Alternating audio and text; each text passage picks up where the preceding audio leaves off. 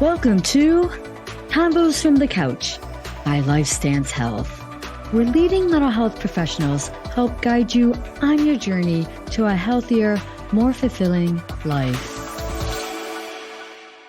Hello, everyone, and welcome to our 100th episode of Combos from the Couch from LifeStance Health. I'm Nicolette Lienza, and for the first part of this special episode, I'll be talking with Lori Goldman and Maria Romanoff-Rand, and we'll be talking about their role in the LifeStance 2023 No Face to Anxiety campaign. So welcome, Lori and Maria. Great to have you on. Thank you. Interestingly enough, this campaign has been really successful, and I'm so proud that we're going to be talking a lot about it.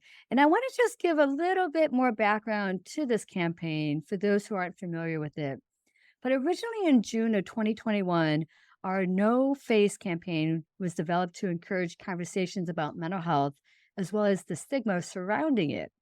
We know that mental health conditions can often be negatively stereotyped and portrayed, but the truth is, these conditions have no one face. There are tens of millions of faces, and they can affect people of all races, genders, and socioeconomic backgrounds.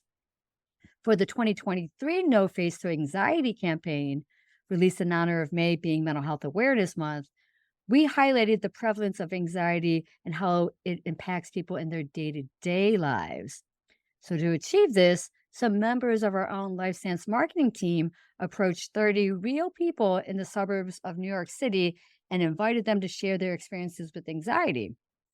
So I'm really excited to talk with you, Lori and Maria. You both provided personalized feedback to some of the people regarding their struggles with anxiety for this campaign. So we're going to definitely pick it up from there and then talk more about that. So thank you both again. Let's start off with having you both tell us a little bit about yourself. So, Lori, tell us a little bit about you. Yeah, sure. So I'm one of the regional clinical directors of LifeStance's New Jersey branch called New Jersey Behavioral Health. My office is located in Princeton Junction, and I love what I do. I work with a lot of trauma victims and a lot of PTSD. So, of course, anxiety is a component of that. A lot of teenagers, a lot of members of the LGBTQ community. And it's really a privilege to serve that role to somebody who's in need of assistance. Happy to be here. Yeah, great. Thank you. What about you, Maria? Sure. So I'm Maria Romanoff-Rand. I'm a nurse practitioner, practice out of Weymouth, Massachusetts, which is just south of Boston. As another role, I'm the director of advanced practice nursing. So I work with our medical director on medical services throughout Massachusetts, or LifeStance Mass. And we're a pretty big site within Massachusetts with, I believe, 34 total offices right now. So pretty vast footprint. So like Laura said, it is very exciting to have the ability to touch so many patients with so many faces as we work clinically, but also in our leadership roles to support our clinicians, do some training with other people to make sure we continue to offer services as much as we can, which is lovely. Great. Thank you. So let's talk a bit about our experiences working on this campaign. So what was it like for you? Lori, why don't you start us off? Sure. I thought this was a really great concept because mental health over the past 3.5 years in particular, since COVID came to be, has become so much more accessible with telehealth.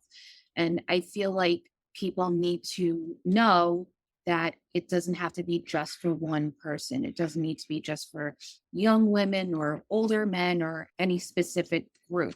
To be able to reply to some individuals who are all different age ranges, all different backgrounds, it was really interesting. Hopefully, we were able to provide some feedback that could prove to be a bit helpful for them. It was a little difficult not knowing their entire background, just working with a little snippet, but hopefully we were able to do a little bit of good for them. Oh, I agree. Maria, what was it like for you? I agree. I think it felt really good to be able to have those snippets and to give that feedback. I think the part I want to acknowledge is the people that came forward. I think the faces and putting their actual face with their story was really powerful with that mental health stigma that they just put it out there, which is great because we all know when we close our clinical door, we have everybody, right? All socioeconomic statuses, all families, all genders, all sexual orientations. We have it all.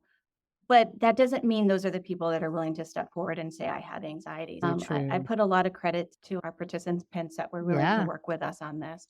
So I'm really proud of that. And Yes. then I think what was really poignant to me was not just the information that I put down, but I read back at everybody else's comments they made after this. And it was really interesting. I'm a prescriber. As a nurse practitioner, I prescribe meds every day. And I do little nuggets of therapy, right? Our med visits have some therapy embedded, but I'm not a therapist.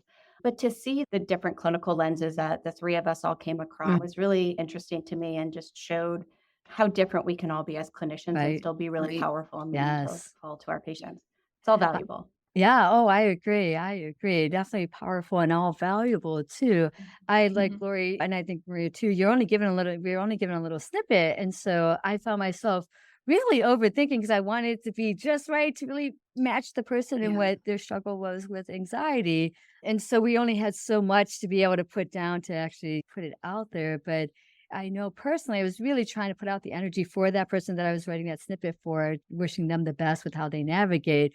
You're giving general without knowing them, like, just general information there. But no, Yeah. I appreciate you both. It sounds like you both found that it was very rewarding to do, but also a little bit hard to do when you don't. Unlike one of my clients who might come through my door, I know them. I have a therapeutic relationship with them, so it's a little bit Exactly. easier to tailor it to them. I Yeah. hear you both on that for sure. Let's shift gears a bit and talk more about anxiety, since this whole campaign was all about navigating anxiety and how pervasive it can be. So let's look at what are some common triggers for anxiety and how can individuals identify and address these triggers? So, Lori, we start us off with that. Yeah, sure. I think one of the biggest triggers of anxiety for anyone is really unexpected life changes, just not knowing what's going to happen, how it's going to affect you, and how you're going to recover from it, whether that's something that's good or bad. We see a lot of people who come in because they're about to welcome a child into their world. And of Mhm. course, that's a wonderful thing that they're very excited about, but it's also a very scary concept that all of a sudden there's a new human in this world that you're responsible for and you have to name them, which is a big deal in itself, and then watch them grow up and protect them. But it could really be anything, whether it's good or bad, and it's Mhm. just important that we accept that sometimes it makes us feel a little certain thing, but that's okay. No, I agree. Maria? Yeah, I completely agree that I use the phrase transitions to life Yep. transition. Good, bad, any of them are really triggers for anxiety. I think we all know we feel anxiety every day, right? Yeah. I get out of Mhm. bed in the morning because there's anxiety. Like I'd love to True lounge there, point. but I have to go to work. And so Mhm. when that anxiety that motivates you and moves you can transition and shift into something that's a little bit more paralyzing, distressing, overwhelming. I think especially post pandemic here, the powerfulness of this social anxiety that I think so many of us are feeling that people introverts versus extroverts, very different path with the Mhm. pandemic. The introverts and people that are already conditioned to have a little bit of social anxiety have a Yeah. lot more social anxiety right now. So that is something that I've seen really commonly in my clinical practice. Even within my own home, I'm seeing Mhm. that with my own family of like, how do we get back out there and Right. connect with people and make new friends? No, I agree for sure. I know my work with my own clients, anxiety is often the basis of many of my clients. And I think just the tenement of a lot of therapy is looking at making them aware of the feelings of anxiety, helping them understand their triggers to it, and then what to do about it. I think that's the crux of it. And that could look at in many forms of Maria for you, maybe prescribing medications that can be helpful with that or myself and you really looking at the coping skills or even some of the deeper therapy of what led you to be so anxious too with family dynamics issues. So I think there's so many Mhm. facets to anxiety too. Ray, you mentioned something. I think we often think anxiety is negative, but anxiety is what Not gets us always. out of bed because I can't Yeah. just lay here. I gotta get up. I gotta do my job. I gotta make some money. There's also we can look at that positive anxiety too. That kind of motivates us to do what we need to do. But it can just pivot at times to be distressing. That Lori's example of the Yes. new mom Yeah. or new dad, new parent, Right. like Right. that it's anxiety producing and hopefully you use that anxiety for good, not evil to be a Mhm. conscientious parent. But it could be that you're so conscientious that it's distressing, that Yep. you can't leave your child's side because you have to watch them for fear that a negative consequence will happen. And now you're not sleeping and not taking care of yourself. No, great Yeah. point. And a good point to transition to looking at signs that someone's anxiety may be escalating, potentially requiring professional intervention, like looking at when would that be? So you gave a great example of that. If you're just so racked with just worry about your child and their health and their well-being, maybe that is taking it somewhere that's really just a bit too much. Lori, anything else you'd like to add about when maybe someone should seek medical intervention? Oh, go ahead, Lori. Sorry. You go ahead. We're so excited to give Yeah, answers. It's right. so That's right. We're all like, let's go. I guess that this is important to me because I think of meds, right? And I Mhm. prescribe medication to people every day for anxiety. And there's a different risk benefit analysis when you're Yeah. doing therapy versus meds. I'm putting a chemical into your Yeah. body. And when do we actually do that? And so I have conversations with people of, okay, again, every day I have somebody with anxiety this is my level of anxiety. And we're like, do we intervene or do we not? And so it is that I think we all deserve to have a high quality of life. And we get to decide as individuals what that quality of life may be and how much anxiety that is comfortable for us, how much we're willing to tolerate. And so for me, it's a personal decision with my patient and my client of where do they feel distressed by this? When it interferes with their life and their ability to Mhm. have joy and happiness. And that's the point that we really do need to intervene because we all have some anxiety. Just some of us have more than others. Good point. Good point. Lori? I think too, a lot of people tend to wait until their anxiety gets so bad that it's debilitating. Right. You don't have to do that. You don't. It's okay if you come to therapy because you notice that, all right, I get really nervous when I pull up to work. I start staying in my car for an extra 5, 10 minutes. And a couple of weeks later, okay, it's 20 minutes and go to therapy then. Work on a treatment with your Mhm. provider together. Maybe you need to go every other week as opposed to every week.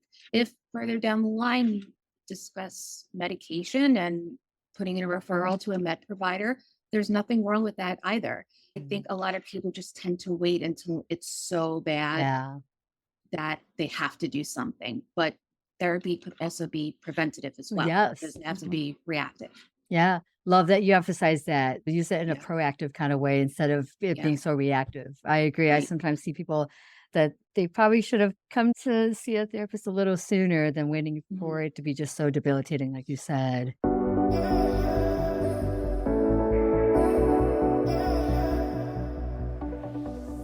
Looking at some effective strategies or techniques you both recommend for managing anxiety. And I know this is where therapy and medication also play in. So, actually, Maria, why don't we start with you? Tell us about that role, some techniques Yeah. you use in the role of medication in treating anxiety. Absolutely. I'm very pro therapy. There are definitely prescribers out there that think you just need to take a medicine, fix the biology, and that'll be better. But most of us with anxiety, the anxiety starts long before the moment that you seek treatment. So there is some therapy part that you either need to, like Nikki was saying, evaluate some of those family dynamics that led to some of the Hmm. situation of the avoidance from work that you now have to get past. So I do think that it works best. And data shows that, right? That when we are treating anxiety disorder, doing therapy in conjunctions with medication is what is the best outcomes. There's a lot of data as we taper people off of medications. That's also a great time to re-engage in cognitive behavioral therapy to make it more successful coming off of medication. So I do believe very strongly in that. And the individual patient has to decide, do I want to work on the therapy and see how far I get in therapy and then either bring in meds, or I'm going to bring in my medication to relieve some of the anxiety so I can start working on therapy. So I think there is, from my perspective and a lot of therapists I work with, that collaboration that we're working together as a team of how to make sure that we're both using different techniques to get to the same solution. But meds can definitely reduce anxiety. The typical ones we're using are SSRIs, or serotonin medications. They take a while to kick in. So this is another Hmm. reason to not wait till you can't get out of bed or leave the Right. house that you want to seek some help earlier. Primary care providers are quite capable of getting people started on an SSRI if you're waiting, connect in mental health services. So you don't have to wait till you have a therapist or a nurse practitioner or a Hmm. psychiatrist to get you started on meds. That's a good point because Mhm. I think sometimes people don't recognize it that maybe they're just their general practitioner can prescribe that Always too. get them So, started. yeah, I Yeah. agree. Good to know that. Thank Have you for to start emphasizing that. somewhere. Mhm. Yeah, I agree, Lori. Definitely. Got to Yeah. start somewhere. Yeah. Lori, what else would you like to share when it comes to strategies or techniques you use with your clients? Yeah, I think the most overlooked aspect of therapy, but one of the most important ones, whether it's with your therapist or with your med prescriber, is making sure that you're being completely honest with how you're feeling. Good You point. Go know, on. if you can work on a couple of different coping strategies for a couple of weeks, and if you're making it seem that, yep, it's great, I'm feeling a whole lot better, but Right. then you leave and you don't want to be quote unquote disruptive or make the therapist feel bad, make us feel bad. If it's Right, not right, working, it's right. not working. You come Yeah. here. When you come here, I always tell the clients, you're the pilot. I'm just the co-pilot. Love If that. something's going wrong, yeah, if something's going wrong, tell me so that way we can make it go. This should not be more anxiety inducing. This should be helpful. If you don't Yeah. like the way something's going, it's okay to speak up. Yeah. We don't want to make you any more anxious. We don't want to make you do anything that doesn't work. We want to make things better for you. And we know that you do. Just Mhm. let us know when something isn't going right. So that way we can edit it a little bit. And there's Right, nothing wrong with trial and error. It sometimes it can be a little frustrating, which is right, certainly right. understandable. It's okay to try different things. Right. I think it's emphasizing the point that you're a team, right? Yeah. Where you're a team working on a team with your clients. Laura, you are, I know I am. It's a team approach to trying to figure out what would work for you, what doesn't. And it's all with the same goal of helping our clients feel better and have a better Yeah. quality of life. I think that's so important. I think sometimes clients, especially if they run pretty anxious, I think it's an assertiveness thing of, okay, I don't want to Yeah. say that maybe I was feeling better, but now I'm not, and maybe not wanting to speak up to say, hey, this isn't working. But I liked how you said it. Let us know. It's about honesty, so important. Yeah. But it's helping them be assertive, giving them permission. Hey, give Right. yourself permission to be assertive, to speak up, right? So something that I ask my clients to do, especially if they're going to start some sort of medication, is I ask them to keep track of their mood and their sleep. What? Just fill in a little calendar, color it. Blue means sad, red means angry, whatever you want it to be. Keep track of Mm. if you're sleeping from 8 to 8 in the morning, if you're waking up throughout the night, and if you're noticing some positive changes. Okay, maybe there isn't so much red, so you're not so angry. Maybe there's not so much blue, so you're feeling a little bit happier.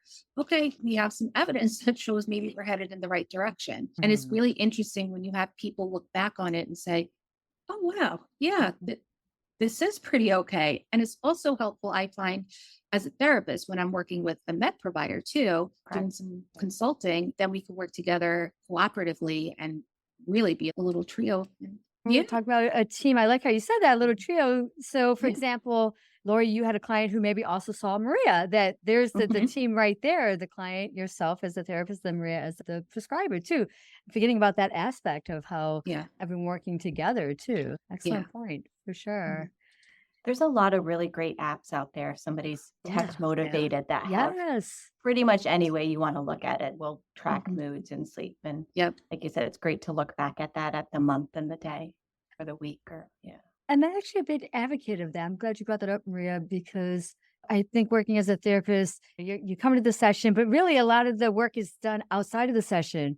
And Yeah. sometimes in the middle of the night and your thoughts are spinning and you're not able to fall asleep, there are lots of great apps that you could pull up. It'll help you navigate through, maybe help empty out your brain from the spinning thoughts, and then help you get yourself back. Maybe doing a nice guided meditation, get yourself Mhm. back to sleep. So, why not use our technology and the various mental health apps that are available to help adjunctively help with therapy and managing anxiety? So, thank you for bringing that up. It's an excellent point for sure.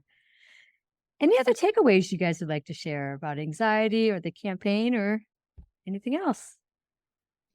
Maria? The big one for me is I hope people keep talking. Yeah. There seems over the past couple of years throughout my, I won't say how many years career, that more recently there seems to be much more momentum of Mhm. everybody or lots of people being comfortable talking about their mental health in the same way that they would talk about their high cholesterol or their heart Yeah. disease. And that this is not anything people are asking to have. There should be no shame in it. And we're Right. not going to find ways and strategies to support each other and to feel better if we don't keep talking.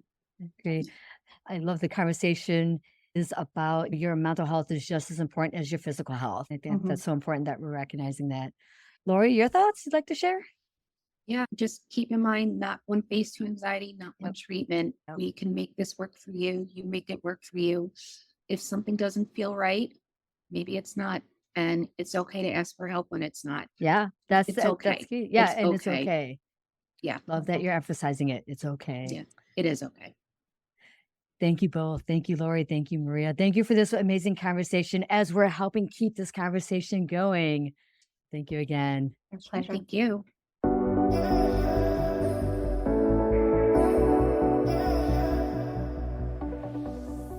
For the second part of our episode, I'm excited to be talking with Ashley Anderson, our LifeStance Vice President of Marketing, about how she came up with the No Face to Anxiety campaign, and with Kate, one of the individuals who was interviewed about her experience with anxiety for the campaign. So thank you both, Ashley and Kate, and welcome to this episode. Thank you. I'm happy to be here.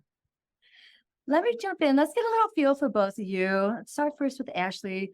Tell us a little bit about your role at LifeStance. Yeah, so I joined LifeStance about 2 years ago, or 2.5 years ago at this point, as the head of marketing. I lead all things public relations, creative, growth strategy, and in the case of this, the creative campaign. So the No Face campaign, worked with our creative team to lead this campaign. Okay, great. Thank you, Ashley. Kate, tell us a little bit about yourself. I am 51 years old. I am a mother of a 12-year-old and an 11-year-old, and I'm a video producer by trade. I started my career as a sports reporter, and I focused on quirky outdoor sports like snowboarding and mountain biking. I did it for a number of years, and then I came to the stunning realization that even though I was a sports reporter, I actually really didn't like sports. I really liked kind of the human interest side of the stories behind people trying to achieve their goals. And so that kind of put me on to being a video producer who focused on testimonial video. So in the productions that we do, we never write a script. We just count on people to be really honest about the stories. And that comes in the form of nonprofit videos, corporate videos, and also high-end mini documentaries that I produce with a great team. On top of that, I got involved in the healthcare space as a result of an MS diagnosis when I was 35 years old. So I run the gamut. I think it doesn't really matter what section or sector you're dealing with when you're actually really just trying to get the honest truth. And that is certainly something that made me super fired up to hear what Ashley was doing with LifeStance and with this campaign. Gosh, thank you, Kate. That's amazing. Great background you have, for sure.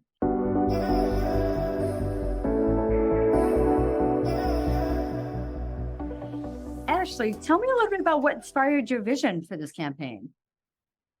Yeah, so this is an extension of our No Face campaign, which we originally launched in June of 2021. The No Face campaign was really developed to encourage candid conversations about mental health and ultimately to reduce the stigma around mental health. Mental health conditions may be associated with stereotypical images, but the truth is that these conditions truly have no face. There is no one face. There's tens of millions of faces.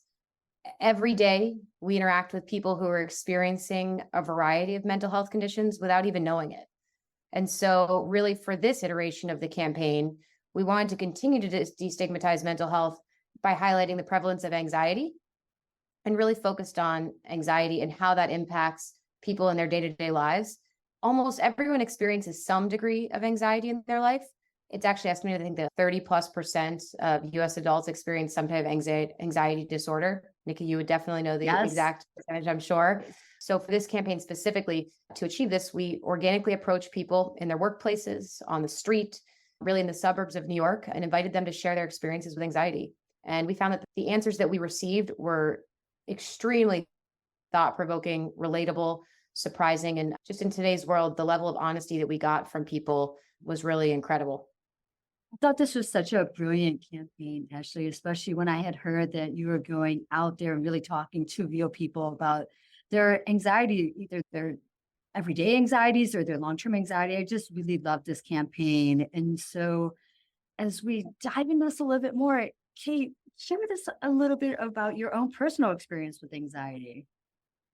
I actually grew up with a family where my mother's side of the family had a lot of bipolar disorder in the mix. So I had a grandfather who was wildly manic, who probably was never treated. I had an aunt who was institutionalized in an institution for over 10 years. And my mother herself is bipolar and is on lithium to manage it. And when I was younger, the way that all looked to me was my crazy family. That was what we spoke about. And we used crazy in the sense of, kind of to what Ashley speaks of, what does, quote, that somebody who deals with anxiety or a mental health issue, what does it look like?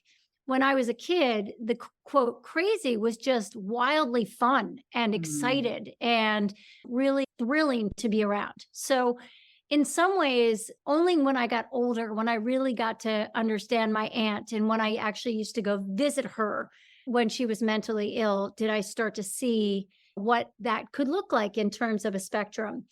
For me personally, I think I grew up a really lucky kid.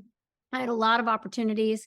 And throughout it, I certainly had some disappointments. I'll just give you a kind of a silly example, but applying to college and not getting into my first choice college when all my friends got into their first choice college, to me just felt absolutely terrible and certainly anxiety inducing.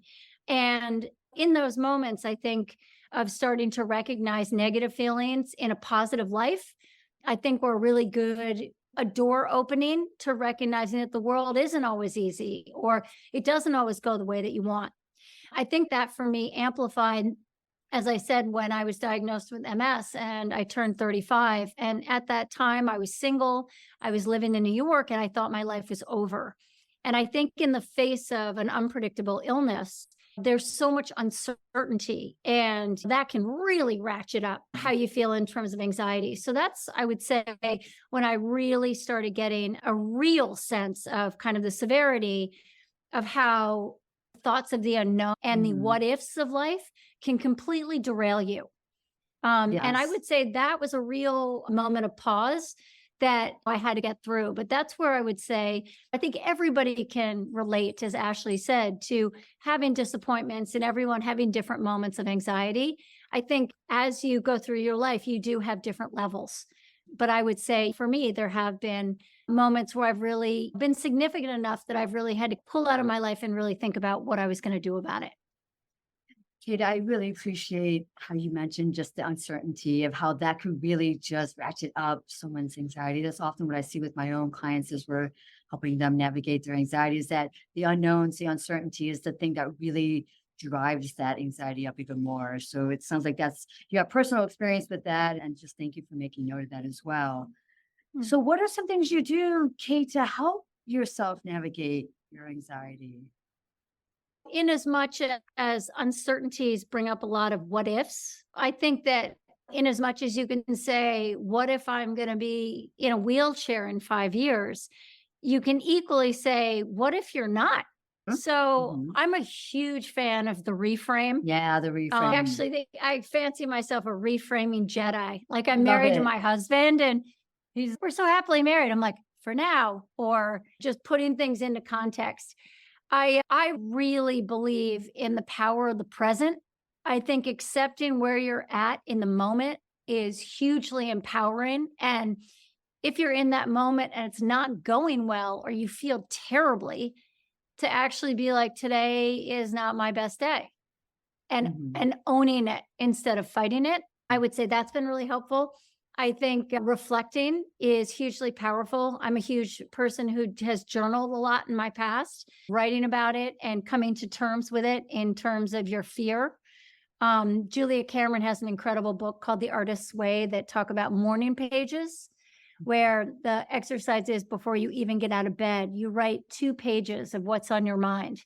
And it can be, I don't want to write this. I don't want to write this. Anything you want. What ends up happening is you start writing down your fears and you flood yourself with Mhm. I'm scared. Yeah, And you can think yeah, further, right? yeah.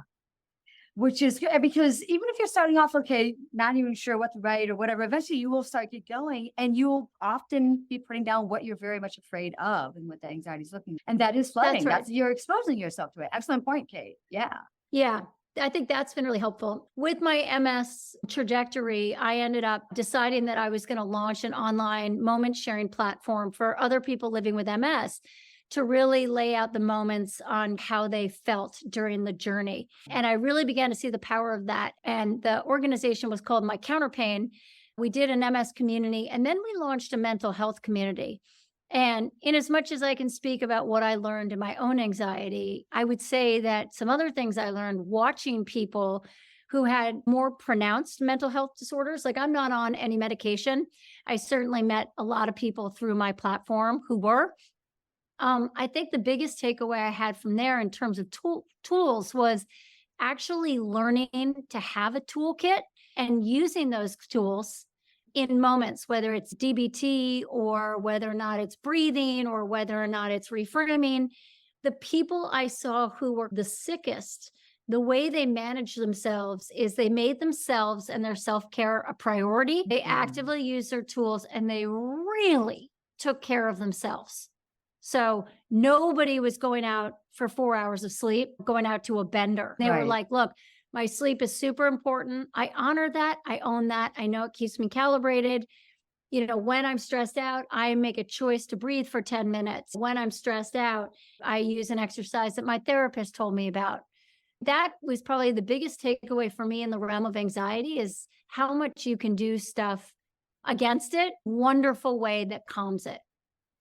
Oh my gosh, I love that. And in fact, right now, you're sharing just so much of the formula, how to navigate anxiety or just navigate, you fill in the blank of having a toolkit for it, doing self care. Part of that toolkit might be even how to reframe it. I love that you said you're a reframing Jedi. Love that. Love that. But I think a lot of what you're sharing here that you use to manage your own anxiety is a great formula that many people can learn to use and do on their own too. My gosh, thank you, Kate, for sharing all that. What was your experience like working with LifeStance on this campaign? I was super, again, I'm a huge fan of throwing it out there and being incredibly public. So I think that LifeStance choice to be like, let's try to find people who will actually talk about it, their anxiety on camera is amazing. I think when people observe other people throwing it out there in the way that Ashley and her team allowed people to do it, I think they're inspired by it. And I think it kind of empowers others. And that's what I found through this moment sharing platform that I created. It was like the more vulnerable people were, the more appreciative the people around them were, not only to support that person, to help them, but also to make the person themselves feel empowered. So I love the diversity that Ashley found. And in light of what I heard from those people, it was just really nice to see that no matter what you look like and who you were, everybody has something that they're concerned about. So I thought it was awesome. And the photographs were absolutely beautiful too. So, Kate, we have a lot in common. One of them being that we both think Ashley's amazing, especially in how she came up with and facilitated this campaign. So, back to you, Ashley, with that, what do you hope will be the long-term impact of this anxiety campaign? Yeah, and thank you, Kate, for all of your great detail. I definitely learned a lot more in the past few minutes than I did on set that day. Really interesting stuff. I think the main message that we want people to take away from this campaign, and I really wish I could broadcast it everywhere because I think it hits on what Kate was saying, where the more people are open to exposing themselves, the more other people will be open to exposing themselves and not being so closed off. So I think one of those key messages is that there really is no one face to any mental health condition. That includes anxiety, that includes any condition. You see someone walking down the street, you think, oh, they have an eating disorder. Oh, they're suffering from depression. You could be right or you could be wrong.